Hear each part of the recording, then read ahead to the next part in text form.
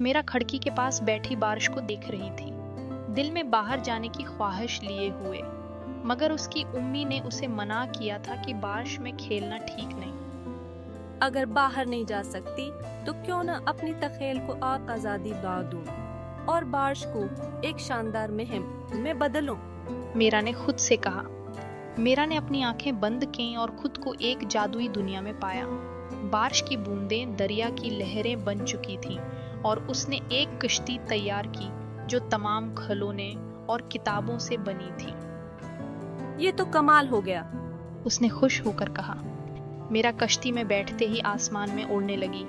بارش کی بوندیں اس کے ساتھ کھیل رہی تھیں جیسے وہ اس کے ساتھ ہی ہوں۔ یہ تو ایک خواب کی مانند ہے، اس نے مسکرا کر کہا۔ میرا نے کشتی کو پہاڑ کی طرف بڑھایا۔ وہاں کے کونے ایک غار تھا جس کے اندر ایک رنگین خوابوں کا جنگل چھپا تھا۔ اس نے جنگل میں قدم رکھا اور ہر درخت سے ایک نئی کہانی نکالی۔ میرا کو پری اور عفریت ملے۔ پری نے اسے جادو دکھایا اور عفریت نے آگے اس کے ساتھ چمچماتے جادوئی غبارے چھوڑے۔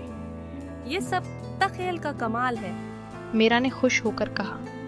میرا نے بادل کے پہاڑ پر چڑھ کر کہا، اب وقت آ گیا ہے کہ میں واپس چلوں، لیکن یہ مہم ہمیشہ میرے ساتھ رہے گی۔ اس نے اپنی آنکھیں کھولیں اور اپنے کمرے میں واپس آ گئی، مگر اس کے دل میں ایک نئی کہانی اور ایک نئی مہم کا احساس تھا۔